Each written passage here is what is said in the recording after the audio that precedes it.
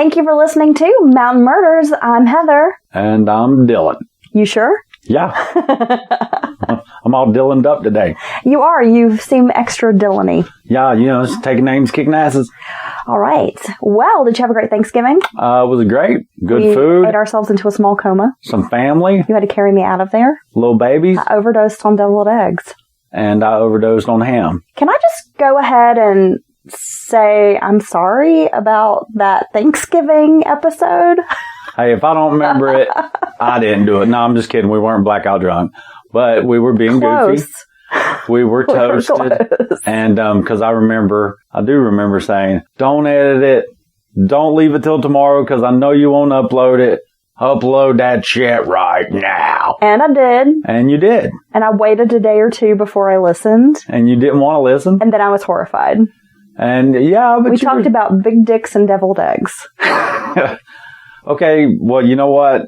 Thank goodness Thanksgiving only comes once a year, I guess. Right. And actually, our friends and listeners could reach out and let us kind of know so we can get a general idea if that was funny and us cutting loose and being goofy, or if it was disgusting or offensive. Stupid and annoying. Or too much. Or just something you turned off. Yeah, let us know, guys. Maybe we'll start recording more drunk episodes for Patreon. I enjoyed it. I thought it was fun, and I want to do more. Okay, so if the people hate, the public hates it, then our patrons, I think, would love it. Give a special shout out to our brand new patron, Angie. Thanks for your support. And you can sign up as well for as low as $1 a month. Yes, Angie jumped out there, didn't she? She did. We just uploaded a brand new episode on Patreon, exclusively for our patrons, all about true crime and camping. That's some crazy stories. Yeah, definitely. So if you enjoy Mountain Murders, you want to get some more listening material, sign up on Patreon. Today's case, I'm going to go ahead and give a little warning here on today's case. It involves children. Yes. And it's pretty sad. Right. If you're not a fan of that kind of true crime, might want to skip this episode. Yeah, this is the one kind maybe where we should be giving warnings for every show, but we figure, hey, you guys are all adults. You figure out what Mountain Murders is about. But yes, the children, when it's about children or graphic or super sad with children, we just let you know, might not want to listen to this one. Yeah, it's a hard one. This is a hard case, but I think it's important to talk about. Right. It's an interesting case. It is. We're going to talk about Lena Lunsford Conaway. She was born to Joanna Evans in Bendale, West Virginia. From about the age of 7, Lena was reportedly abused by her biological father. Evans believed the brunt of her daughter's physical abuse was in retaliation due to the divorce. Okay. Prior to the end of her parents' split, their relationship had been filled with domestic violence. And so seemingly when her father left, he started taking his frustrations, anger, resentment out on his daughter. Well, that's horrible. Relatives would describe Lena as troubled. Her mother often took her side, took up for her when she got into trouble, and Lena learned from an early age to be evasive or loose with the truth. Right. Just keep quiet. Keep your mouth shut. Act like you don't know. Yeah. And she would find she could get away with a lot more when she did this. And that's manipulative too, I guess, right? She would often hide things or only tell half-truths, but her mother always seemed to rush to her aid. Yeah, it's not a good combination. Almost enabling her. Right. You know, when she would get into trouble, it's not really your fault, that kind of thing. She also had a criminal history involving forgery, stealing, writing worthless checks, and drug use. She was serving time for a probation violation when she was pregnant with her daughter, Alliyah. Lena allegedly used drugs throughout her pregnancy and continued to do so until she was picked up, placed in jail. She's not making many good choices, it doesn't sound like. Lena was married to Ralph Conaway, a man who also had a criminal history. She had a total of 6 children, including Alliyah. She was also pregnant with twins at the time our story takes place. My goodness. Family members, including Alliyah's siblings, would say the child stayed in trouble with her mother. Lena doled out harsher punishments for the little girl, and she's only 3. Some speculated it was out of jealousy. Alliyah had spent her infancy with Lena's mother and had developed a pretty strong bond with her grandmother. Well, any kid would. Lena was jealous of the relationship, often taking frustrations out on the child. Lena had always been her mom's girl. Right. And then here comes this grandchild right. who lives with grandma from the time she's a tiny baby. And let's face it, who wouldn't love a tiny baby? Right. Bonded with her more so than she bonded with her, with Lena, her mother. So her mom, Lena, was jealous. Well, it sounds like from some of the other things that Lena's doing, she was making poor choices. Why she wasn't raising her, maybe? I don't know. I don't know the full circumstance. But no, that's definitely what it was. Yeah. So, I mean, she can blame herself, Alliyah would be deprived food as a form of punishment. If she was fed, it was usually after everyone else in the house had eaten. You feed the little one first.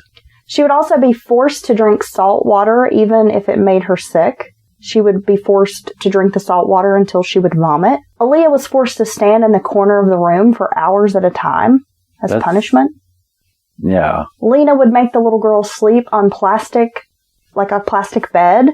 Those toddler beds? Right. The mattress is like that, kind of waterproof, uncomfortable, hard, plasticky cover. Almost like a rubbery. Yeah, you got to put a couple sheets on there and a blanket. Usually, because let's face it, little kids right. maybe aren't potty trained, might have an accident, so they kind of make those very durable.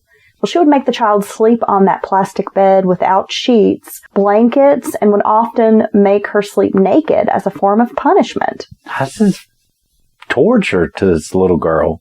The day of our story, Ralph says he and Lena took the kids to a shop in Clarksburg, West Virginia, where they were going to buy some bath salts. Bath salts are, if you're not familiar, a synthetic drug sometimes used as a replacement for cocaine or meth.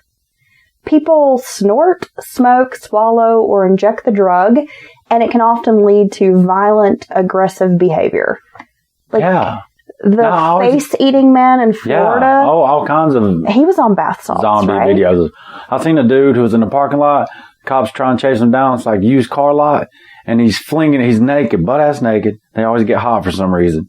And he's flinging himself over and over and through the back windshield of all these different cars. And is running around screaming like a maniac. The couple returned home where they partied with the bath salts and Ralph drank a beer. He went to sleep because he worked the next day, and he claims everything seemed fine in the house with the children. The following morning, which would have been September the 23rd, 2011, around 9:30 a.m., Lena went to wake up Alliyah. The toddler was nowhere to be found. She had vanished sometime between 6:30 in the morning and 9:30. She was wearing a pink sweatshirt and purple Dora the Explorer pajamas. When Lena couldn't find the toddler, she loaded her other children into her van and drove around the neighborhood looking for the little girl. A neighbor would state that Lena borrowed some gas sometime between 10 and 11 a.m. after having run out while looking for Alliyah. Yeah. Lena would claim that she had gotten up sometime around 6:30 in the morning, which was when Ralph would leave for work, to check on the little girl because she was experiencing flu-like symptoms the night before. It was not until around 11:30 a.m. that Lena finally made the phone call to 911 and reported her daughter missing. So it's, 3 hours now? Or started around 9:30? Right. Okay. So several hours, and her first instinct is to get in the car and go look for her daughter. Well, believing the little girl had wandered off. Right, because maybe she had in the past, because she didn't sound like she was on top of her, supervising her. When authorities arrive, Lena tells the investigators that Alliyah hadn't been feeling well the day before and likely wandered away from the home sometime after the 6:30 time frame when she had checked on her. Lena claimed she got up early when Ralph left, checked on Alliyah. Everything seemed fine. They went back to sleep. During the 911 call, she never mentions her husband. When they ask her who lives in the home, she says she and her kids live in the home. She does at some point mention Alliyah's father, a man named Eric Harris. She says he's not in the picture and doesn't even know that Alliyah exists. There's going to be a photograph that's going to surface after Alliyah's disappearance. They're trying to get a copy of the last known photograph of the little girl. Yeah. And it happens to be a picture from July, so roughly 2 months earlier, showing Alliyah with a very large bruise covering the right side of her face. Her whole face? Yes. She was also missing 4 teeth. Jeez. Now, she's 3 years old. Yeah. This is not a 6, 7, 8, 9, 10-year-old in that stage of losing all your teeth. Yeah. Toddlers typically don't have missing teeth. No. Once her baby teeth come in. No. Exactly. Not 4. I mean, she could have knocked one out with a little accident or something, but 4 missing teeth, bruised face. Who could be mean like that to a little one? I don't get it. I don't either. A search of the property by authorities revealed no leads. There was no forced entry to the home, though police noted that the screen door didn't have a handle and that the regular door, storm door, whatever, is that what you would call that? Yeah. That it didn't lock very well. Okay. That even though it would lock, you can kind of push it open. So not very secure entrance. Authorities did question how a stranger might enter the home where multiple children and adults were sleeping and not wake anyone up, including Alliyah, if she was kidnapped. Yeah, I mean, that's unlikely. It just seemed like there was no forced entry, and so the likelihood that it was some stranger who had come in and kidnapped this kid, it just didn't make sense. Right. Leah's behavior and interviews were suspicious to police. Later, they would analyze her 911 phone call and consider some of the things she said suspect. They have these experts who can come in and kind of analyze the way you word things. Yeah, definitely. Yeah, I heard about that very thing where they, the forensic, whatever. Some of the language just was very odd. Right. Or the tense that's used. Yeah, exactly. Can be alarming. That's, very big deal. They are really taking this seriously, this missing girl. The whole community is rallying together. Investigators are questioning sex offenders who live within, a certain distance of the home. Probably 10 miles or so, you reckon? The FBI started aiding in the search. They shifted focus from the Conaway home to her stepfather's former hometown, Vetus, which is about 30 miles away from Bendale. In 2009, Ralph Conaway had attacked a relative with an axe at 1903 Vetus Road. Okay, that's crazy. The fact that he has this violent past makes them view him as a possible suspect. Person of interest, at least. The area in Vetus around Conaway's former home became a point of interest to investigators. They had some tips from the community that they should check that area. The FBI was reviewing security tapes around the Weston area in hopes a clue might turn up. I mean, they're doing everything they can. They're trying to follow every lead. They are looking through security camera footage at gas stations, convenience stores, any place that might catch a view of what transpired those morning hours. Now, you think the FBI came in because they consider her having been kidnapped and trumped local authorities, or you think it's probably more, it sounds like the whole community, everyone's just like, oh, great, FBI's here. I mean, you're talking resources, experts on these types of things. You don't often hear that.